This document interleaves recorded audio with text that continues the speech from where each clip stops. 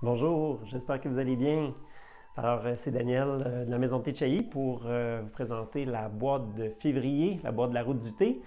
J'espère que vous allez bien, que le mois de janvier vous a été clément et que vous profitez des belles journées de soleil malgré le froid qu'on a.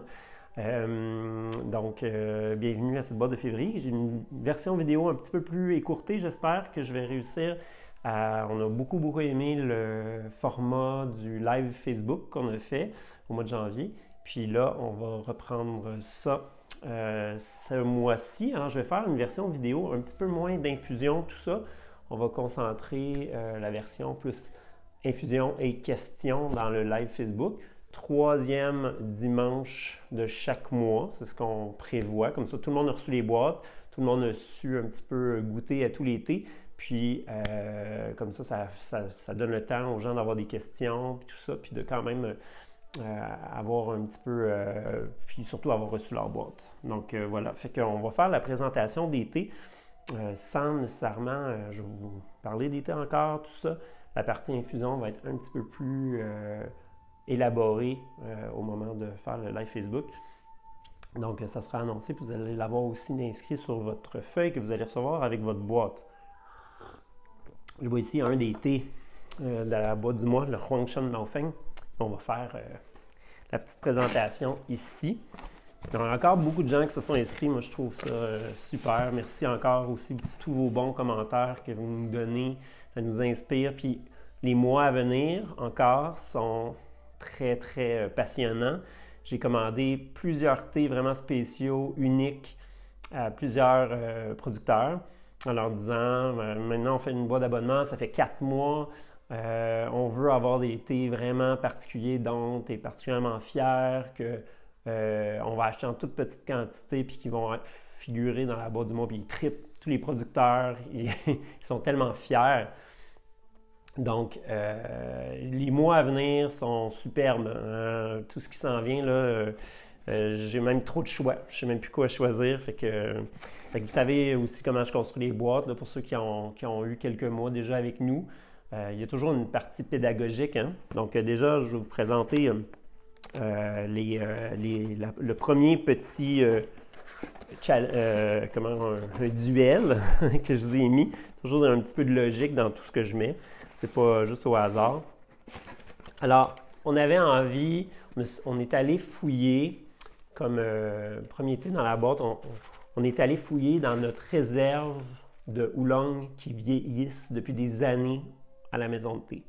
Déjà, quand moi j'ai commencé à importer du thé en 2010, j'avais vraiment accès à plusieurs oolong vieillis depuis des dizaines d'années à Taïwan. Puis, quand les Chinois du continent ont commencé à visiter Taïwan, ils ont pu recommencer à venir à Taïwan pour se promener en tant que touristes puis acheter des choses. Fait les Chinois du continent, ils savaient avec le pu'er, ils connaissaient la valeur des oolong vieillis. Puis ils ont carrément tout raflé chez les producteurs. De sorte que vraiment d'une manière très rapide, disons 2012-2014, c'était déjà clair qu'il n'y avait plus de oolong vieillis presque à Taïwan. Alors, il fallait commencer à les faire vieillir nous-mêmes. Or, ici au Canada, on a vraiment des conditions exceptionnelles pour faire vieillir les oolongs.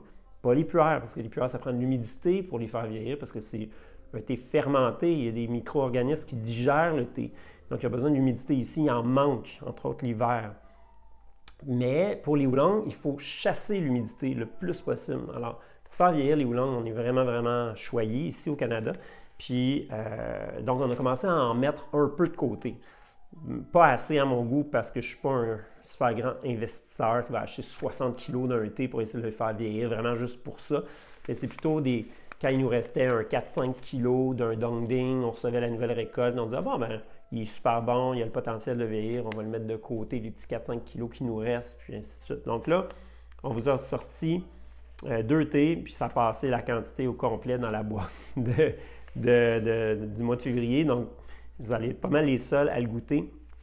Donc, on a un Moutsa Tiquanyin du millésime 2013. C'est la deuxième année que j'achetais chez M. Zhang, donc à Moutsa. petit quinine 2013. Fait qu'une cuisson d'à peu près 60 heures. Puis, donc, on l'a laissé comme tel dans les sacs originaux. Puis là, on l'a recuit juste pour le réveiller, comme un genre de petit wake-up call. Là. On l'a réveillé un petit 4 heures à peu près avant de vous l'emballer. Donc ça va juste comme un petit peu juste ressécher un petit peu puis le recaraméliser juste un tout petit peu, comme on ferait juste griller rapidement du pain pour chasser l'humidité. Puis vous m'en donnerez une nouvelle, fait que vous avez de quoi jouer quand même, que ce soit en Gaiwan, que ce soit en petite théière Yixing, que ce soit en grande théière aussi. C'est un thé qui est très réconfortant, avec des notes vraiment de raisins secs, de figues, d'un côté un peu muscat, un peu sirop d'érable aussi. Fait que ça va être très gourmand. Qui est en duel, mais pas vraiment, c'est pas du tout la même chose. Vous avez un petit digramme de Alishan 2014. Fait que lui, la particularité, c'est qu'il n'a jamais été cuit. Le Pinyin Baozong 1992 qu'on a en boutique prouve qu'un thé qui est de bonne qualité peut passer à travers les années sans être recuit. Contrairement à l'adage où il faut cuire tous les oolongs qui vieillissent. Donc lui, il n'a jamais été cuit, il a été gardé sous vide, donc ça veut dire qu'il va avoir quand même gardé une belle fraîcheur, ce qui est étonnant, puis ce qui prouve aussi que quand vous avez peur qu'un thé soit défraîchi parce que ça fait trop longtemps que vous l'avez, c'est pas tous les thés qui ont la capacité de bien vieillir, mais le Alishan 2014 a gardé quand même une note super florale. Donc on l'a juste sorti, on l'a passé au petit four une demi-heure seulement, juste encore là, juste pour le réveiller, juste pour vous. Puis, comme ça, vous allez avoir de quoi faire à peu près 2 sessions de Gaiwan ou de Gongfucha ou bien 2 grandes théières à peu près. Là. Fait que l'Alishan 2014 qui garde sa fleur, qui garde un petit peu son fruit blanc, tout ça, puis l'aspect lilas, très beurré aussi qui est là. Puis il a forcément changé, il a peut-être sa fraîcheur innocente, très très très printanière, et plus comme une fleur un peu séchée, tout ça, mais très intéressant. Donc, juste pour voir un oolong vieilli cuit, puis un oolong vieilli pas cuit. Comment que ça peut changer comme gueule. Alors, ces deux-là, moi, je trouvais ça... Puis c'est nos petites réserves personnelles, là. Il n'y a plus personne que ça sur la planète, là. Fait que vous êtes les seuls à le boire en ce moment. Après ça, on vous a mis 2 thés du Japon. Il y a beaucoup de gens qui disaient...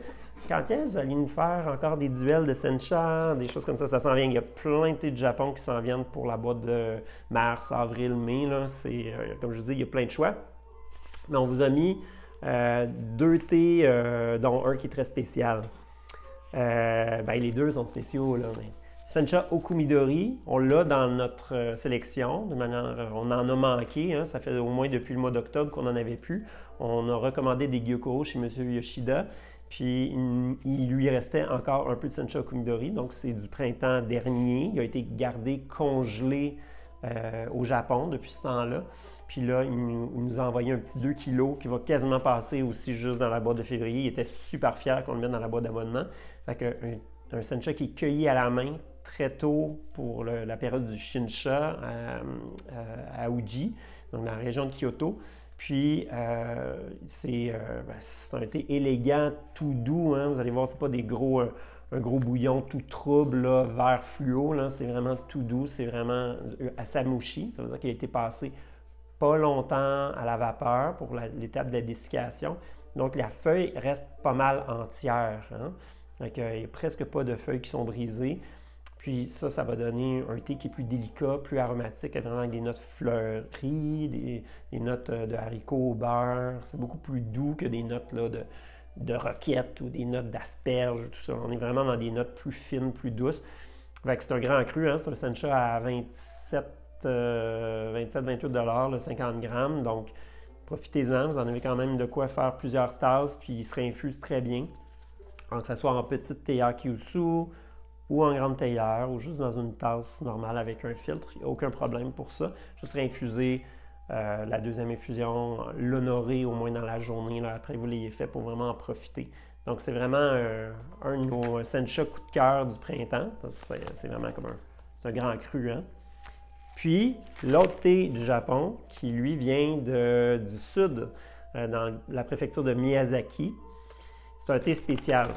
Donc, quand vous allez l'ouvrir, peut-être que vous allez l'ouvrir. Wow, qu'est-ce que c'est? Puis qu'est-ce qui est écrit sur l'étiquette? Bouillir et faire frémir pendant 10-20 minutes. Fait que c'est des gros morceaux de branche. Alors, qu'est-ce que c'est ce Kukicha 3 ans? Hein? Celui avec l'étiquette un peu marron comme ça. Alors, quand au Japon, on cueille à la machine, la plupart des thés, 95% au moins des thés qui sont cueillis à la machine qui rase la partie foliaire tendre du théier. Si à chaque saison des récoltes, on taille pour cueillir, entre chaque saison de récolte, on va faire une taille légère, juste pour restimuler la repousse, mais aussi pour faire descendre un peu le théier. Mais à chaque année, le théier, il se fait tailler, puis il pousse quand même, puis il monte. Hein? Fait que le théier monte en hauteur. Là, il n'est plus à 1 mètre de haut, là, il commence à être peut-être 1,3 mètres ou tout ça, à force, à chaque saison de récolte, on va avoir fait une petite coupe de cheveux comme ça. Alors, à chaque 3 ans, 3-4 ans à peu près, on va faire ce qu'on appelle une taille profonde. Fait que c'est un peu pareil comme quand, chez Botaniques, ils vont vous dire, on taille le rosier plus bas, hein, puis il reste comme, notre rosier était ça d'eau, puis il est rendu comme un coton de brocoli, là. Ça repousse, hein, de là, tous les pousses, les bourgeons axillaires repartent, puis il redevient tout vigoureux. Fait que cette taille profonde-là, elle se fait à peu près à tous les 3 ans. Puis ça, c'est vraiment fait pour baisser le théier. Fait qu'il reste des vieilles feuilles, il reste des grosses branches, puis tout ça. Puis la plupart des producteurs le jettent, ça. Mais M. Miyazaki, le producteur de Kamaricha, du oolong, du thé noir, lui, il le ramasse. Donc, quand on dit que c'est un assemblage, c'est un petit peu les récoltes de pas mal tous les théiers qui sont dus à cette période-là de se faire rabaisser. Il ne va pas le faire. Tous ses jardins, ses 20 hectares, il ne va pas les faire d'un coup. Hein? Lui, il sait lequel qui sont rendus, qui sont dus là, pour se faire tailler. Puis là, il va les torréfier, comme on fait du ujicha. Fait que il y a un peu de feuilles dedans, mais c'est surtout de la branche. Alors, on ne peut pas infuser ça normal comme dans une théière. Ça ne sortira pas, ça n'arrivera pas à extraire. Alors, moi, ce que je vous conseille, c'est d'en prendre l'équivalent d'une cuillère à thé et demie par tasse. Fait que, mettons que vous voulez en faire un 2 tasses, un 3 tasses, vous mettez ça dans de l'eau froide, sur le rond de poêle. Vous partez ça au maximum, à température élevée. Vous vous emmenez à ébullition, puis là, vous baissez à moitié à peu près. Puis là, vous le laissez frémir comme ça pendant à peu près 10-20 minutes. Puis, ça va venir foncer. L'infusion va venir vraiment foncer. C'est ce qu'on appelle une décoction. C'est très difficile de le rendre amer. Enfin, vous pouvez y aller, là, même l'oublier, c'est pas grave. Il ne faut juste pas qu'il manque d'eau. Sinon, ça va baisser, puis vous allez peut en avoir beaucoup. Mais ça va devenir concentré. Puis ça, cette infusion-là, ça goûte le sirop d'érable. Ça a une texture épaisse, pas comme du sirop, mais c'est beaucoup plus épais que juste un thé infusé comme ça, là, infusé en théière. Fait que, on a vraiment des notes de sirop d'érable, de noisettes, des notes de café, des notes de bois humide. C'est vraiment bon. C'est ultra réconfortant, puis c'est super faible en caféine. C'est bon, ça a plein de calcium, de magnésium. C'est super bon. Fait que vous avez de quoi faire un bon 4 tasses avec ça. Puis, il faut le mettre tout d'un coup pour faire 1 litre. Ça va sûrement vous faire la quantité dont vous auriez besoin. C'est vraiment, vraiment bon. C'est bon chaud, c'est bon froid. C'est super réconfortant. Après le ski, c'est excellent. Fait que ça, c'est quelque chose de très inusité. Il y a juste vous qui pouvez goûter à ça. Il en produit très peu par année. Puis j'avais 1 kilo qui était réservé pour vous. Donc voilà, j'attendais l'hiver, j'attendais le froid pour vous sortir le Kukicha 3 ans. Il en reste 3. Je vous montre ça. Un autre, je vais être très, très curieux d'avoir de vos nouvelles par rapport à ça. Si jamais vous voulez le goûter avant le live, avant le Facebook le live Facebook de presque fin février. Après ça, un petit duel pédagogique. Je vous ai mis 2 thés produits avec le même cultivar, mais un en vert et un en noir. Donc, le Huangshan Maofeng, ce que je suis en train de boire dans ma théière ici, et le Chimen Maofeng, produit dans la même région, presque le même terroir, mais à Chimène, donc au pied des montagnes jaunes, plus bas, puis dans les montagnes jaunes, le Huangshan Maofeng. Fait que, on travaille avec ces personnes-là depuis 2012 pour le Huangshan, hein, M. Chang, puis M. Zhu à Chimène depuis 2013. Ouais, 2013. Fait qu'ils sont produits en bio, tous les deux. Tous les autres aussi, que je vous ai présentés avant. Donc, même cultivar, Huangshan Maofeng, grande feuille éparse, très bourgeonneuse, tout ça, très doux, avec des notes un peu d'orchidées sauvages. Quand moi j'étais là-bas, j'ai été impressionné par le nombre d'orchidées qui donnaient leur note florale au thé. C'est vraiment, c'est superbe. Il faut monter pendant, on stationne la voiture, puis il faut marcher 45 minutes avant d'arriver au premier jardin. C'est très haut en altitude quand même. Là, on parle de, on ne l'a pas marqué ici, mais on est au moins à 1400 mètres d'altitude, 1200 mètres peut-être. Puis, donc, on a des notes un peu de châtaigne, des notes de noisettes, de châtaigne d'eau, ouais. Des notes de pousses d'asperges, pousses de bambou, floral, délicat. C'est un thé vert frais, mais réconfortant en même temps. Moi, c'est un de mes grands classiques. C'est d'ailleurs dans les top 5 là, dans les thés verts chinois les plus connus, c'est certain. Puis c'est tellement un endroit pittoresque et enchanteur. La plupart des gens qui vont là, c'est des touristes qui veulent aller voir les montagnes jaunes. Je les ai vus, là, mais c'est vraiment pour le thé quand je suis allé là-bas. Puis c'est vraiment un thé unique. C'est facile de devenir notre thé vert chinois du quotidien. Puis Chimène Maofeng, il est bon cette année. C'est pas le meilleur que j'ai goûté, mais il est super intéressant quand même. Je voulais voir si vous alliez voir une similarité dans les deux. Fait il y a aussi une partie fleur.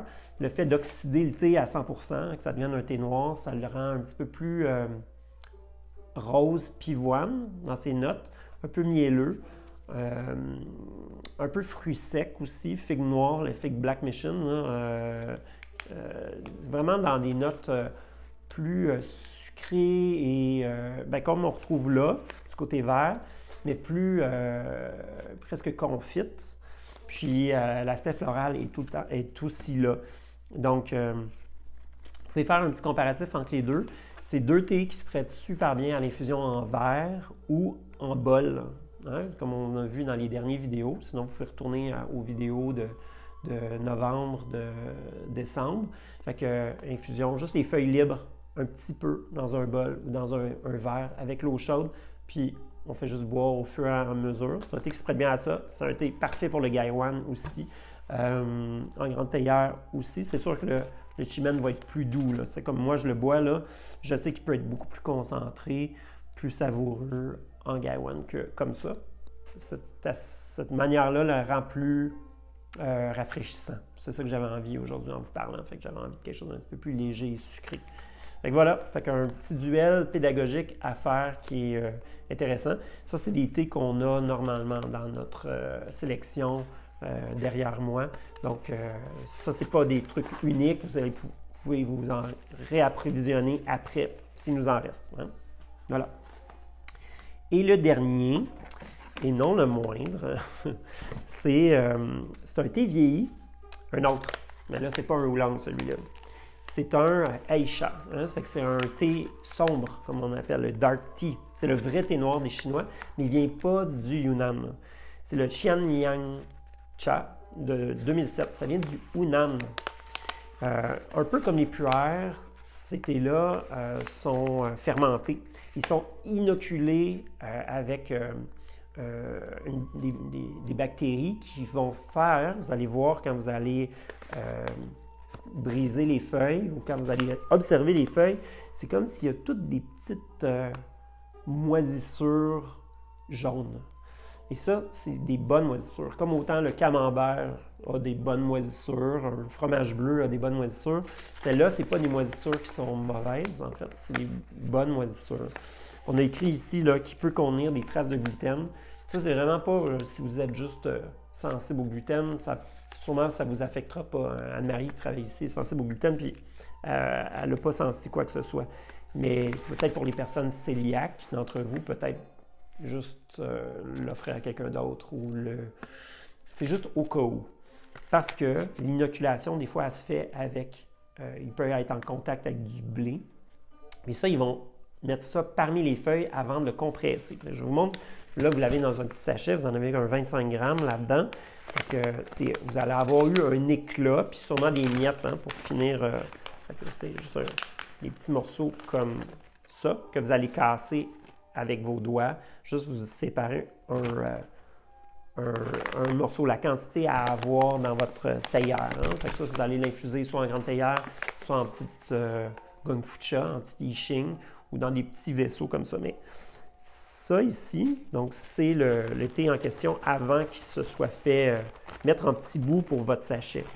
Alors, ce que c'est ça, c'est, ça a l'air un rondin, un bout de tronc d'arbre, mais c'est carrément ça en fait.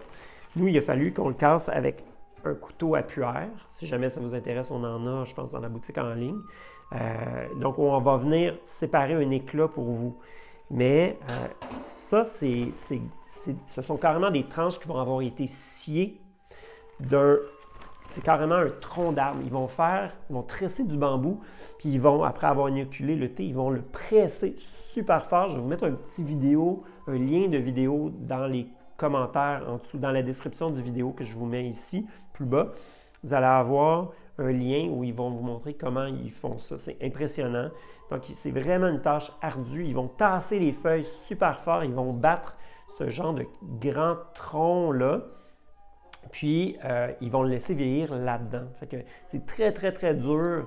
Puis, c'est fait pour passer à travers le temps comme ça. Fait que ce thé-là a été vieilli au Hunan, puis après ça, à Kunming. Parce que c'est là qui est comment on pourrait dire, la plaque tournante. Le réseau des thés vieillis est là, à Hong Kong, à Guangzhou, à Kunming.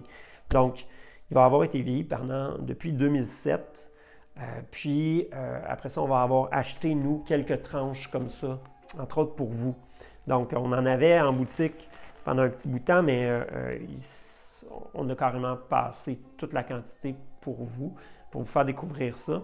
C'est un thé qui est très, très, vous allez l'infuser, on va le rincer, c'est super important de rincer celui-là. Autant que les deux thés vieillis oolong, c'est pas si grave que ça, mais pour le thé vieilli ici, du Hunan, on veut vraiment avoir un rinçage. Si c'est un gros morceau que vous avez, vous pouvez même le rincer 2 fois. C'est pas pour enlever les levures, c'est vraiment juste pour laver le thé. Puis après ça, on l'infuse. Plus le morceau est dodu, on va dire, ou grossier, il faut le casser un peu. Mais s'il est gros, là, ça va prendre plus de temps à l'infuser. Si vous faites du gonfucha, moi, je laisserais comme 1 minute et demie, même la première infusion. Puis tranquillement, le morceau va comme se défaire de lui-même. C'est mieux ça que de faire plein de miettes. Il ne faut pas le rendre en miettes. Il ne faut pas faire du matcha avec ça. Puis après ça, vous allez voir, l'infusion est très sombre, très douce, un peu sucrée, très boisée. C'est très réconfortant. C'est rendu au sommet de sa fermentation. Je ne pense pas qu'il puisse aller vraiment plus loin que ça. Alors, il n'y a pas d'intérêt de le garder 20 ans comme le thé du mois passé. C'est vraiment un thé qui est à savourer maintenant, qui est tout doux, tout mollo, puis très digeste. Puis, il va avoir peu de caféine aussi. Fait que ça, vous pouvez prendre ça. Puis même si vous avez, ça va être très difficile de le finir. Vous allez mettre de l'eau, il va vous donner encore tout ça. Fait que c'est bon, on peut le garder, le lendemain, remettre de l'eau chaude une deuxième fois. Puis vous allez avoir des très bonnes secondes, des 10, 20, peut-être 20 infusions avec. Alors, dégustez ça un soir d'hiver quand il fait froid. Les thés qui ont été choisis ce mois-ci, c'est un petit peu dans cette optique-là. J'avais envie de vous faire un effet réconfortant au-delà du confinement, d'avoir des thés qui sont adaptés au temps de l'année. Donc, j'espère que vous allez triper encore, que vous allez m'en donner des nouvelles, puis qu'on va se voir donc le 3e dimanche du mois de février à 11h sur Facebook. Si jamais vous n'êtes pas là, vous le manquez, il va être là. Vous allez pouvoir le révisionner. Si vous n'êtes pas abonné à Facebook, vous êtes un anti-Facebook, aucun problème. Je ne pense pas pouvoir voir le live, mais vous allez pouvoir allez sur quand même, en tant qu'invité, non inscrit, allez sur la page @maison de Chailly. Ça, c'est la page pour nous retrouver sur Facebook. Puis juste d'aller visionner les vieilles publications. Vous allez pouvoir voir, peut-être pas participer à ce moment-là, poser des questions, tout ça, mais vous allez pouvoir voir ce qui a été dit pendant le petit vidéo d'1 heure qu'on va avoir fait ça en direct. Donc voilà, j'espère que vous allez autant triper que nous sur les thés qu'on vous a mis. Puis prenez soin de vous, bonne dégustation à venir et à très bientôt.